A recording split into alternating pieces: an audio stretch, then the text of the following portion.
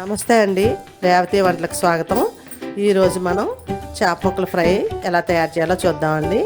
ముందుగా శుభ్రం చేసుకున్న చేప ముక్కల్ని ఓ ప్లేట్లో పెట్టుకుని పక్కన పెట్టుకోవాలి. దానిలోకి మసాలా తయారు చేసుకుందామండి.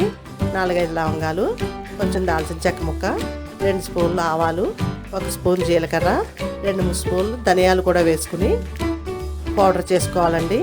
అందులోని 2 స్పూన్ల కారం, 1 స్పూన్ వరకు సాల్ట్, కొద్దిగా పసుపు కూడా వేసుకుని మెత్తగా గ్రైండ్ చేసుకుని ఒక బౌల్లో తీసుకోవాలి.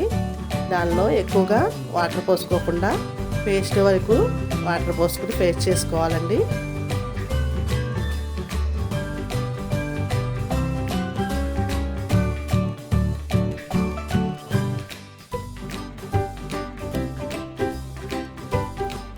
పేస్ట్ అయిన మసాలాని చేప ముక్కలకి 2 వైపులా బాగా అద్దుకోవాలి.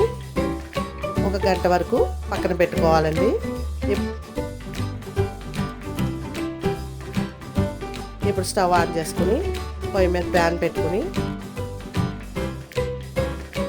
సరిపడగా ఆయిల్ పోసుకుని ముక్కలు ఒకటొకటిగా చక్కగా 2 వైపులా ఫ్రై అయ్యే వరకు ఫ్రై చేసుకోవాలండి.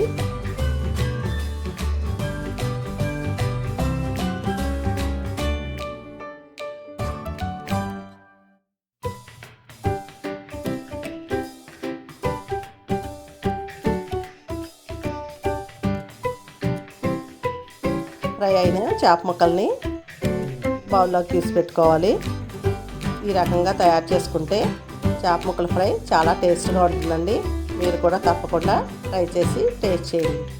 ఈ వీడియో కనుక నచ్చితే లైక్ చేయండి, తప్పకుండా సబ్స్క్రైబ్ చేసుకోండి. Thank you.